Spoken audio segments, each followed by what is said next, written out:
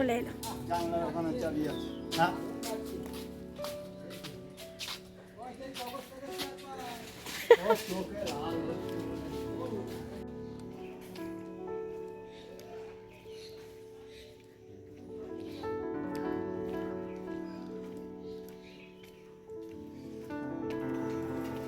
রাস্তায় বলছি একটাও লোক নেই।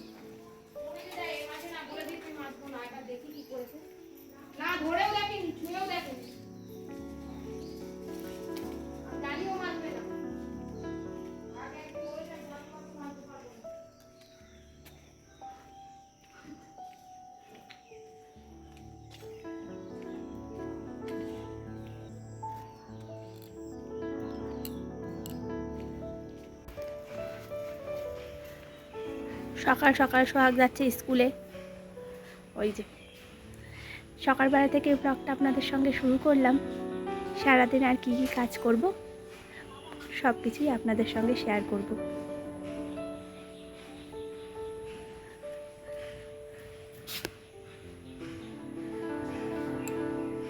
টাটা।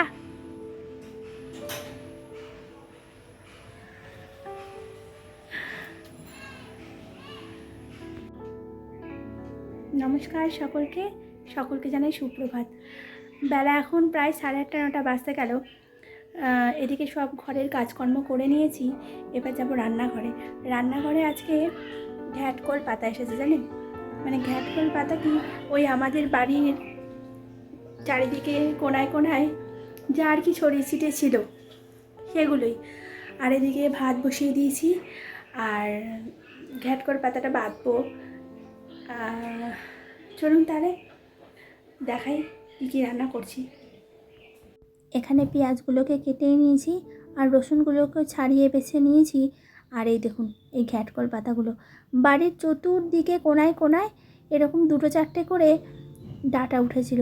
ব্যাস তাতেই এতখানি আমাদের সকলের প্রায় হয়ে যাবে। চলুন এদিকে তো রান্না করব ঠিকই, দাঁড়ান এদিকে বসিয়েছি ভাত, দেখি এটা আবার হয়ে গেল কি না। সোহাগ একটু সকাল থেকে, মানে আজকে থেকে মর্নিং স্কুল আবার শুরু হয়েছে। এর আগে হয়েছে, তারপর আবার 16 17 দিন ছুটি ছিল স্কুলটি। তারপর কালকে খুলেছে।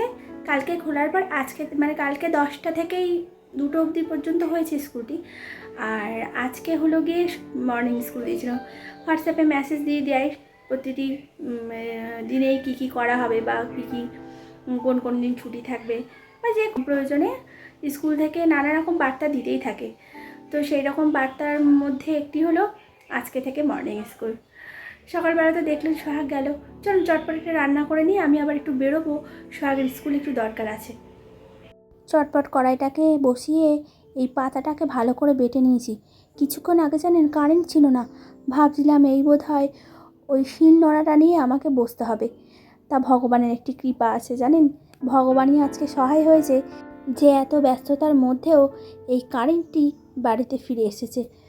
চলুন চটপট রান্নাটা করে নেব ঠিকই, কিন্তু মারাত্মক গরম, গরমের হাত থেকে কেউ মনে হয় আর রেহাই পাবো না। এই যে পাতাটাকে কিছুক্ষণ আগে যখন দেখেছি অনেকটা পরিমাণ, সেটা দেখুন বাটার পর ঠিক কতটুকু হয়ে গেল। কথায় কথায় জানেন ভুলে গেছিলাম এই রসুনটা দিতে। রসুনটা না দিলে পরে এই যে পাতার যে এত সুন্দর একটি রান্না, সেটা খুব ভালো লাগে না। তবে এর আগের দিন চন্দন বারবার করে বলেছে যে কিছুটা রসুন এইরকম ফোড়নে দিতে, আর সঙ্গে একটু পেঁয়াজ। সত্যি তাই, রসুনের দারুণ সুন্দর গন্ধ বেরোচ্ছে। হালকা করে একটু ভেজে নেব, তারপরে দিয়ে দেব পাতাগুলোকে। তবে জানেন এই পাতার থেকে হাত বলছে একটু চুলকায়ও দেখছি।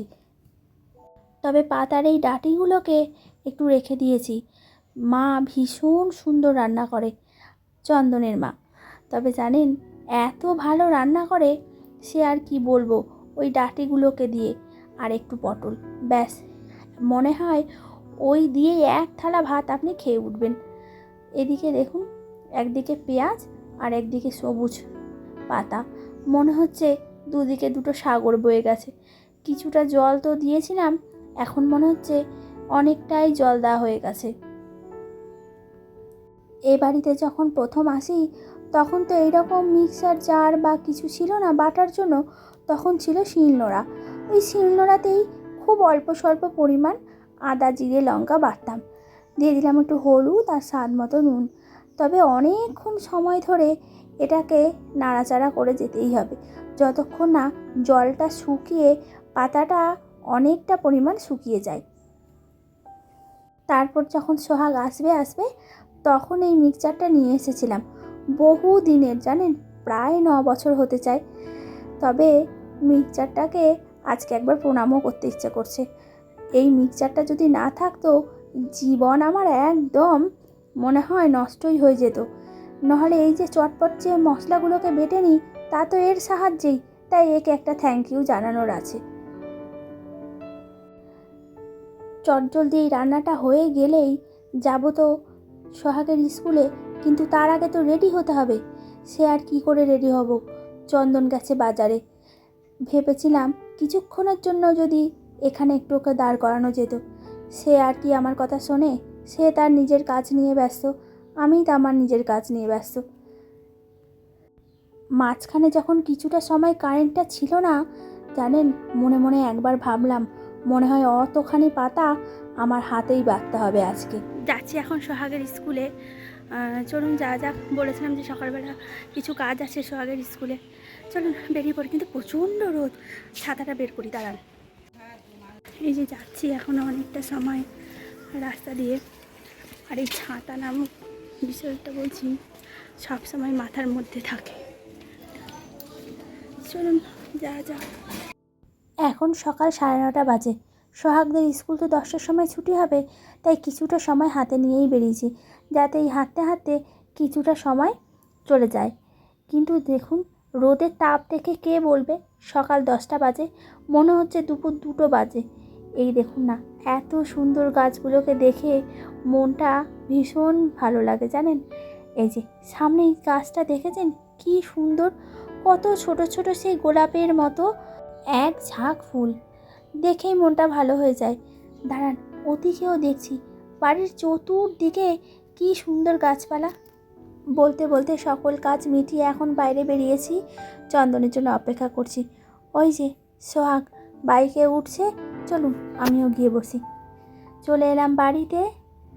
আর এই যে যখনই দেখবেন না কেন এই আয়না দিয়ে চোখটাও দেখতেই থাকে। দাঁড়ান একটি পাশে সোহাগ পেছনে না টাকা একটু, এই যে চোখ নিয়ে কুটু কুটু কুটু কুটু করেই যাবে। চলুন বাড়িতে এখন চলে এসেছি। এবার তো আবার প্রচুর কাজকর্ম আছে সারা দিন ধরে। এই যে এই যে এই যে তুই কিছু বলবি এই রোদের মধ্যে? এই রোদের মধ্যে তুই কি কিছু বলবি?